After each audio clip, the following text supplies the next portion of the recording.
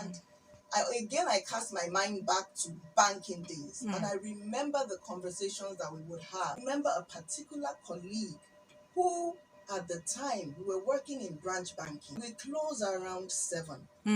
She will branch night market. Because her husband does not eat the next day's food. She will branch night market, buy pepper, buy tomato, buy meat, buy everything. Then go home. She will get home like 9 p.m. and start to cook. That scenario existed because of the traditional way that we see that the woman has to be the one doing the cooking. So Kadiri is shaking her head like, chai. The fact that two of you have gone home, gone to work. Yeah. And maybe the husband even got home before you are the one that will still go to night. The job continues. And still come back and cook. Why am I saying this? For me, take gender out of it. When a husband and wife sit down to look at their home and say, how can we make this home work? The realities of both your lives. Leave the fact that I am man, you are woman.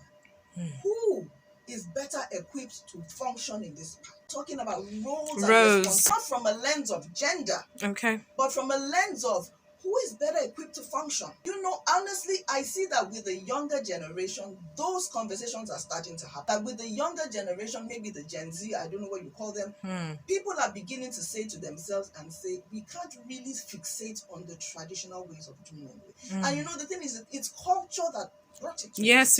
Yes, ma'am. Yeah. Because, you know, even though the Bible talks about, you know, the Proverbs, the 21 woman and all of that, she's also a woman who works. She's also a woman who works. She's trading just the way that her husband is trading. Really and truly, a lot will be between the two of you. Being able to have that conversation and say, let's find what will work for our own home. Don't necessarily put on the cap of tradition. Yeah. Or don't fixate and say, this is how my father did it. So you must do it like this. Exactly. That like this is not working for us. Don't killing us. So let's always be able to have that conversation. You know, Dr. Maymunah said something. We need to have the hard conversation. Honestly, it's better to have them before marriage. But in a situation where you didn't have them before marriage, fluid and flexible. Fluid and flexible, the journey of marriage, you must keep it fluid and flexible. We must always be able to return to the conversation table. This is the season that we are at. This is what is happening. How can we tweak things so that both of us are better off? The reality is that Nigeria is hard. So we can never 100% take the pressure away. Yeah. Because Nigeria is hard. But when I know that my partner is supporting me through this hardness, I'm better. I'm better as a person. I feel stronger mentally, stronger emotionally. And I know that you have my back. For me, I would say, when it comes to the husband and wife marriage nitty-gritty, please remove that gender thing and let's look at it as our situation. How can we make it work? I like it. I like your thoughts. Thank you very much, Mrs. Tyre, for that thought. Dr. May, taking off from where Mrs. Tyre stopped, in terms of, you know, she said, how can we share the responsibilities? And today, in today's world, we see a lot of, you know, grandparents in terms of, you know, sharing roles. We see a lot of grandparents raising their grandchildren. Like she said, we live in a hard country, especially, you know, growing up. I know a lot of people say, okay, you know, well, you stay with your grandma is better, you know, they trust them, you know, but then their grandmas, some of them are 60s, 70s, 80s, and they're still 3 generations, they're still doing this parenting thing, you know. I want you to speak about that. It's becoming a trend. It's ended. It's not in my generation. Oh, really? I'm my 40s, and I don't think my generation are going to do that vicious cycle of taking care of our grandchildren. Everybody wants to enjoy You've heard it all. Everybody wants to enjoy the soft life. And Maymunah, Dr. Maymunah is looking very soft. Yeah. You know? Don't tell me I'm a strong woman. Strongness is synonymous to suffering in Nigeria. I like it. I'm soft. I like it. Soft, you know that freshly baked bread. I'm strong. No. Because you just literally, you're telling me I'm suffering. It has stopped in our generation. Do you know why? We are still having our mothers coming to us for omugo and all that. My generation are looking at, you know, what am I going to be doing in my 60s? I'm going on a world cruise for like 80, 90 days. What time do I have to be looking after your own? Have the children you can have. I'm not going to go live. If I'm in a happy marriage right now, now leave my husband, then I'll follow you to Canada and go and stay for 1 or 2 months. Come with your children to me in Nigeria. I I like can it. have like 3 nannies. One will be clapping, one will be backing the baby, one will be One will be dancing. and we will have our spa and be cooling down. No, leave those stories. Okay? It's not gonna happen.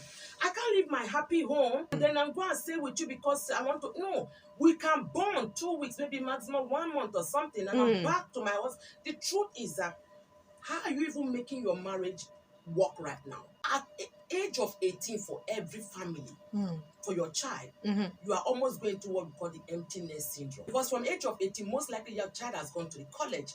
And once they hit the college, they hardly come back home. If they are on holiday, they are going to be working or looking for things to scrabble to get their money. If you don't make that home work for you now, whereby you and your spouse, you are happy, that is where men begin to suffer in their homes, because the moment the children leave and they start having children, the woman will look for excuses to be going to Australia, New Zealand, Canada to go and do omugo and never come back.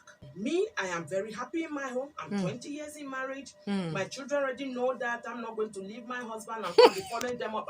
No. If you are going to accommodate me for omugo, you accommodate me and my husband. And my husband, my husband is not the one that will go to their home. So there's a likelihood that they have to come back and they will look after them and will go. See, grandparents, see, the truth is that what we are experiencing now, we have a lot of limiting beliefs that we have to unlearn and relearn new things. Beliefs that are vicious circle from our great-grandparents to grandparents to, and we are still holding on to them in so much fixated to them in so many ways that when things have changed, a lot of things that we are doing is not our current reality. We cannot do the things that we've been doing this, the years of our great grandparents. Now you are going to be frustrated. Sometimes you even burn out because those are not our reality. They are changing very fast, and that's why we that have Gen Z as children and Alpha generation, you are using wisdom in nurturing them 20 things ahead of them, because they will tell you why do I have to do. Mom, I'm not going to do that because it doesn't make sense. You're like, but my parents taught me this way. That is it. They will talk to you and tell you, look, I'm not going to, and they will tell you reasons why they're not going to do it. And leave social media, you have 10 million followers. My 10 million followers, who are loyal, if I ask them for $1, that is 10 million. $10 million. So there are a lot of things that are happening, and so truly, Dr. May, I love it. We have to make our homes in such a way that we will enjoy us. Your children are not going to be your retirement benefit right now. Most of us are retirement benefit for our parents, but the children of these days, they are not going to be your retirement benefit. Create your retirement that even if they are not there, you are enjoying your soft life rather than the suffering that. I told you guys today is violence. I told you, Mrs. May, Mrs. Aluko, please share your thoughts. It's interesting that I like her perspective. I am enjoying my soft life. I don't like, because I'm an empty nester. In my 50s, it's just me and my husband that are in our house. We're enjoing our soft life. You're in your 50s? Absolutely. Oh boy. Absolutely. Oh boy. She looks good. But I would also say to you that, there are several realities. Yeah. So so sometimes, when we generalize, there are several situations, several realities. I don't know why I keep talking about my banking days, but even then, I had colleagues that would drop their children off Monday to Friday because it's either that or you leave them with nanny. And we heard all those stories of those nanny. One that we put a child in the oven. We heard that one. We heard all sorts of stories that really was scary. You look and say, what is my best bet? My mom? Yeah. My dad. That is a reality. But that is also a season of life. So should that now continue that you abdicate your responsibility? No. Because the child that you gave birth to, you are responsible for. Sure. I heard somebody say to me once that her child started to call her mother mommy. We now look at her, the mother, as auntie.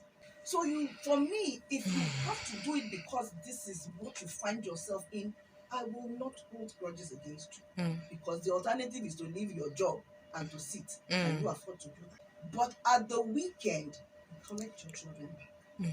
During the holidays, when you are on leave, every day, if it's possible, go home and see those children, even if you don't take them back home with you. Okay. So there are ways to make it work, but know that it is not advisable in the long term.